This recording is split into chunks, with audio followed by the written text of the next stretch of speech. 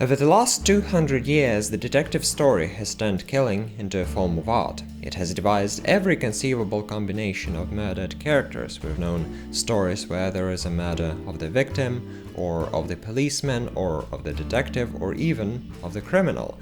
However, it seems like one piece of the puzzle is missing here: the reader. The reader of the detective story can never get killed as part of the story because they exist outside of the fictional world, and therefore its laws don't apply in the real world where the reader resides. So, unless you get poisoned by the big pages like in Umberto Eco's The Name of the Rose, the chances are that you, as a reader, are quite safe. Or are you? One of the stories by Julio Cortazar goes as follows. A man about whom we know essentially nothing, upon coming back to his house, decides to finish reading the novel that he started a while ago. He gets comfortable in his armchair covered in green velvet and opens a book.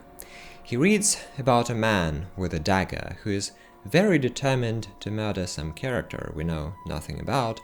The man leaves his cabin, follows a trail, enters a house, goes upstairs, and upon entering a room, gets out his dagger and sees a man reading a novel in an armchair covered in green velvet.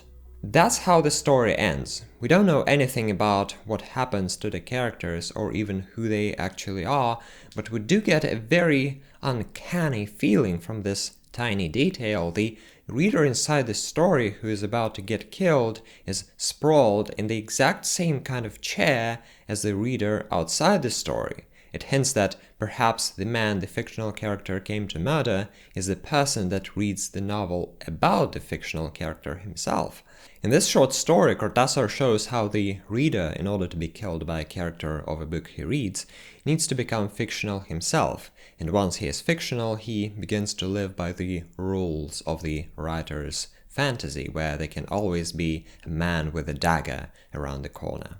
This short story, however, hits twice as hard when we realize beyond any logical reasoning that if a character of a story can get killed by a character of a novel he reads, then perhaps we, readers of many novels, can get killed by one of their characters as well. This weird feeling of realizing you can suddenly be fictional, however, is not new to Cortázar's short story. In fact, as Jorge Luis Borges analyzes, this is the feeling that has been created by literature for centuries.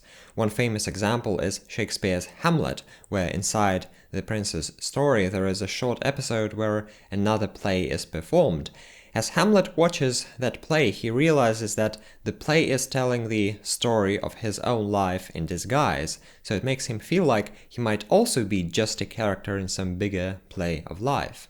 As Borges shows, this plot twist is as old as literature itself and appeared even in the ancient Indian epic called Ramayana, which narrates the deeds of the legendary prince Rama, who, at one of the feasts, hears the story of Ramayana, of which he is the main character. There are many more examples of this in literature and even beyond it, because the same thing concerns, surprisingly, maps. Let us imagine that some cartographers have decided to create the most complete and exhaustive map ever devised, so that this map would include every minutest detail of the territory. Virtually nothing would escape it.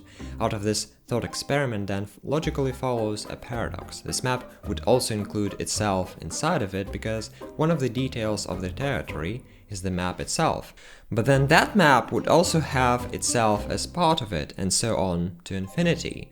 Borges gave a very thought-provoking explanation for this kind of recursion, which goes as follows.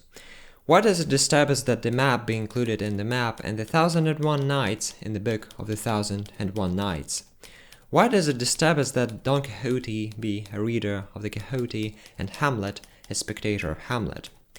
I believe I have found the reason. These inversions suggest that if the character of a fictional work can be readers or spectators, we, its readers or spectators, can be fictitious as well.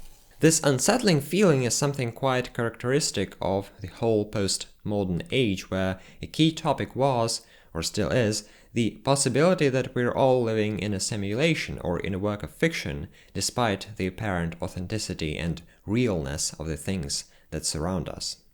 However, this point that Borges makes seems to be hinting at something much more real and vast, is not only expressing doubt in the state of things, but it also explains how things actually work. It seems to be saying that whenever we explore the universe, we, whether we want it or not, include ourselves in it and become part of it. This goes against the traditional scientific idea of objective inquiry into the world, where the scientist is ideally excluded from the object of the study. Borges seems to be saying that, wait a second, whenever we explore the universe and the outside world, we always see our own reflection in it and bring our own perspective, ideas, and experience into the world and make them and ourselves with them part of the world. The best reflection on this I've read is included in Cortazar's short story Footsteps in the Footprints, where there is a character Jorge who wishes to create a biography of the little-known poet Claudio Romero. He puts a lot of effort into the book, which brings him a lot of fame across the country along with the national prize, but even despite that, he is always having huge doubts if what he wrote is really a biography. As time goes by, he starts to realize that he omitted certain dirty facts that could have been seen as controversial from the biography of the poet, because Jorge felt like those facts were essentially something that would make his own life resemble that of the poet. But even despite those omissions, Jorge knew that what he was actually writing was an autobiography, where he simply tried to disguise himself by writing about another person. What he realizes is that Claudio Romero was essentially the same fictional construct as Jorge Fraga, both created on the pages of a book. The narrator says, "Clearly and simply, Fraga felt that anyone like him would always be Claudio Romero, and the Romeros of yesterday and tomorrow would always be Jorge Fraga.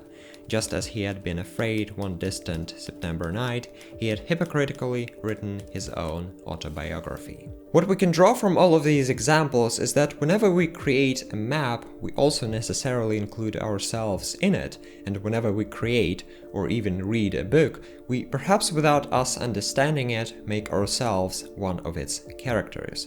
And if we see the world metaphorically as one universal book, then in the process of reading it, we also make ourselves part of its pages.